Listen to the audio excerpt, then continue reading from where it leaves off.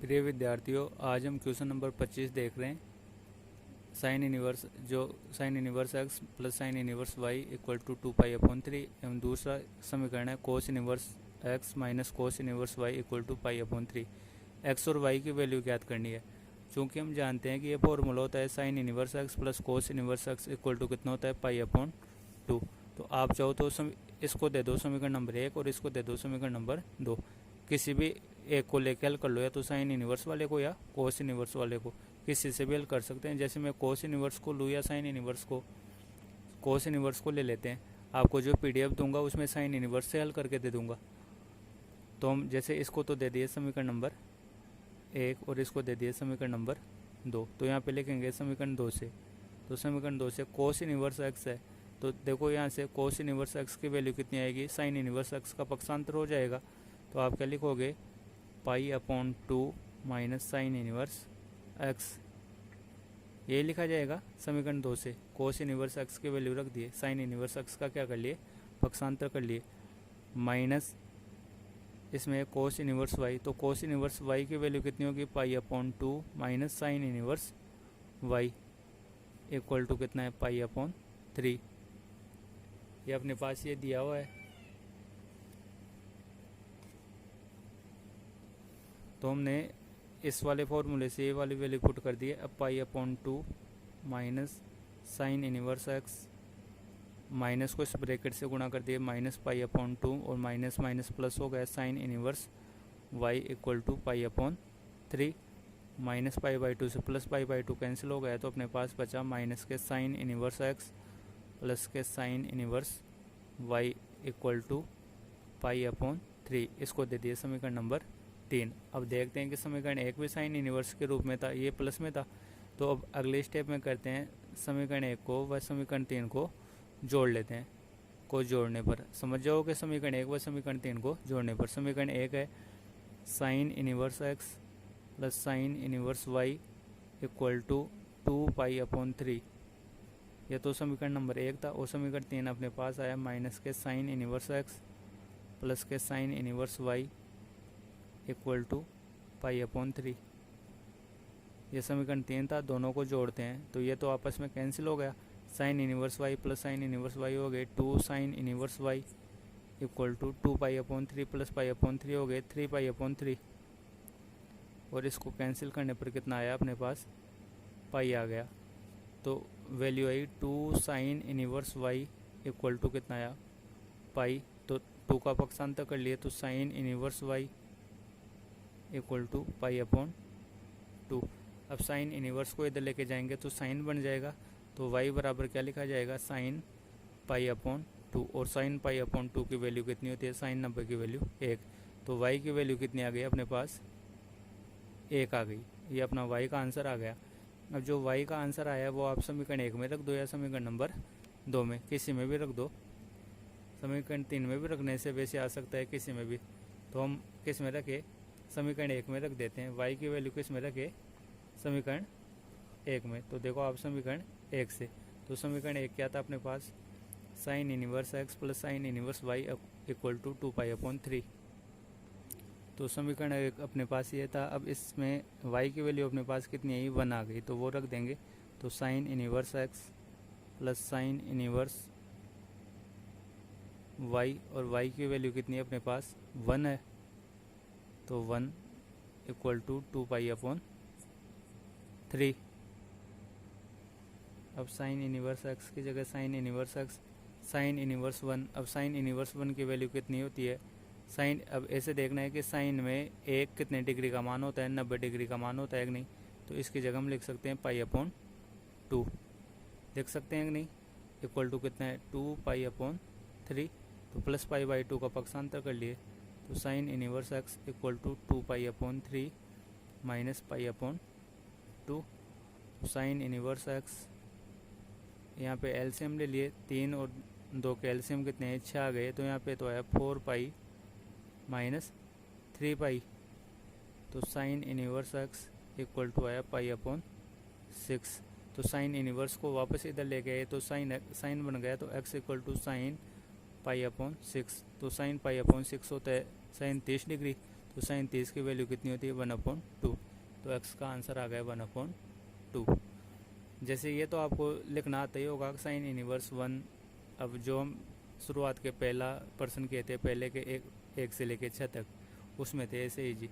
जैसे आपके पास आ जाए टेन इनवर्स, ये इम्पोर्टेंट रहता है 1, तो आप क्या लिखोगे, इसका आंसर कितना आएगा π/4, क्योंकि टेन इनवर्स में एक किसका मान होता है 45 डिग्री का होता है। और जब ऐसे देते π/4 तो हम क्या लिखेंगे इसकी जगह टेन इनवर्स 1। आप इस क्वेश्चन का स्क्रीनशॉट भी ले सकते हो, इधर वाला पोर्शन और ये एक्स वाले पोर्शन। क्वेश्चन नंबर 24 है टेन इनवर्स 1/4 + 2 टेन इनवर्स 1/5, ऐसे क्वेश्चन दिया हुआ है। अब आप जैसे ये भी इजी है। अब सबसे पहले तो यहाँ पे आ गया 2 टेन इनवर्स एक्स के रूप में रीड किया जाएगा, तो 2 टेन इनवर्स एक्स का फॉर्मूला अपने को याद है। अब अपने को इसमें एक्स की वैल्यू पूछा जा रहा है, तो सबसे पहले एक्स वाले को एक तरफ ले लो और बाकी के एक तरफ कर लो। जैसे पिछले अभी मैंने बताया था π/4 किसकी वैल्यू होती है टेन इनवर्स 1। तो देखते हैं इसको, ये फॉर्मूले अपने बहुत बार उपयोग में आ रहे हैं। अब जैसे यहाँ पे प्लस की जगह माइनस आ जाता, तो आप यहाँ पे क्या करते हैं, प्लस की जगह माइनस और माइनस की जगह प्लस यूज करते। तो 2 टेन इनवर्स एक्स का फॉर्मूला ये होता है। तो सबसे पहले इसमें तो ये फॉर्मूला लागू करेंगे और एक्स वाले को एक तरफ ले जाएंगे, जिससे सोल्व करने में आसानी होगी। वैसे हम चाहे तो इसको 3 फॉर्मेट में भी, जैसे tan inverse x plus tan inverse y plus tan inverse z वाले 3 फॉर्मूलों से भी इसको सोल्व कर सकते हैं। आप किसी से भी कर सकते हो। अब जैसे मैंने टेन इनवर्स 1/4 को एज इट इज उतार लिया, 2 टेन इनवर्स एक्स, इसमें ये वाला फॉर्मूला लगाए तो फॉर्मूला होता है टेन इनवर्स 2x/1 - x²। तो टेन इनवर्स 2x, तो 2 × x की वैल्यू कितनी है 1/5 अपॉन 1 - x² 1/5 का होल स्क्वायर, प्लस आ गया टेन इनवर्स 1/6। फिर आगे क्या है प्लस के टेन इनवर्स 1/x, इसको तो इधर ले जाएंगे, π/4 है तो π/4 को इधर लाया, तो मैं इसको ऐसे लिख सकता हूँ टेन इनवर्स 1। अभी जैसे पिछले वीडियो में पढ़े थे, चूँकि हम जानते हैं कि टेन इनवर्स 1 इसकी वैल्यू कितनी होती है π/4, तो टेन इनवर्स इधर जाएगा, तो 1 = क्या लिखा जाएगा टेन π/4।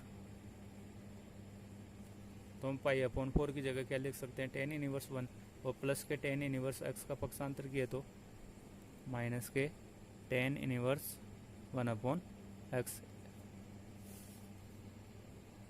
अब इसको आगे सोल्व करते हैं, तो अपने पास आया tan inverse 1/4 plus tan inverse, इसको आप सोल्व करोगे तो ऊपर तो आया 2/5 और नीचे आया 1 - 1/25। इसका एलसीएम लेके हल करोगे नीचे वाले को, तो इसको हल करने पर यह आ जाएगा अपने पास 5/12। और इसको ऐसे कैसे उतार लिए टेन इनवर्स 1/6 और आगे क्या है माइनस के टेन इनवर्स 1 = कितना है tan inverse 1/x, tan inverse 1/x, ये किस में है माइनस में। अब देखो आप इन दोनों में फॉर्मूला यूज कर लो, कौन सा प्लस आ गया तो tan inverse x plus tan inverse y वाला, तो एक्स की वैल्यू तो ये होगी, वाई की वैल्यू ये। इन दोनों में फॉर्मूला लगाएंगे वापस, कौन सा लगाएंगे, यहाँ पे माइनस आ गया तो माइनस वाला। अब ये तो बार बार फॉर्मूला लिखने की आवश्यकता है नहीं, हम इसमें डायरेक्ट लगाते हैं। तो प्लस वाला फॉर्मूला है tan inverse x plus y, तो एक्स की वैल्यू 1/4 प्लस 5/12 अपॉन 1 - xy, तो 1 - 1/4 × 5/12। ये तो इन दोनों की वैल्यू हो गई। इसी प्रकार इसमें फॉर्मूला लगाए 1/6 माइनस टेन इनवर्स 1 में, तो माइनस वाला लगेगा इसमें, ये वाला माइनस आ जाता है तो यहाँ पे माइनस आ जाता है। तो टेन इनवर्स x - y, तो 1/6 - 1 अपॉन 1 + xy 1/6 × 1 इक्वल टू कितना है माइनस का टेन इनवर्स 1/x।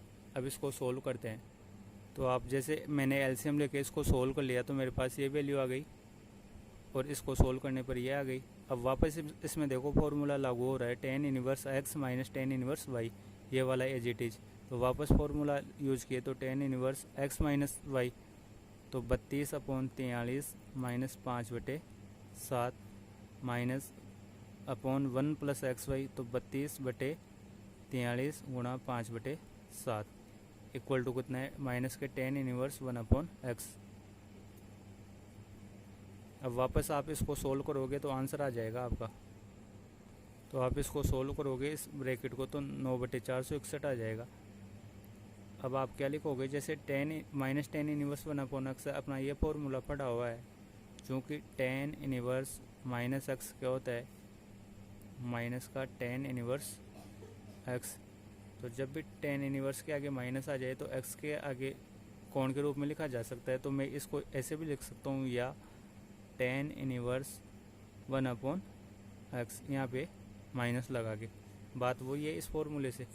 अब आप जैसे दोनों की तुलना करोगे तो टेन इनवर्स से टेन इनवर्स कैंसिल हो जाएगा, तो ये क्या बचेगा, 9/461 बराबर माइनस के 1/x बचेगा कि नहीं इससे। तो इससे x की वैल्यू आ जाएगी, आंसर हो गया वो आपका।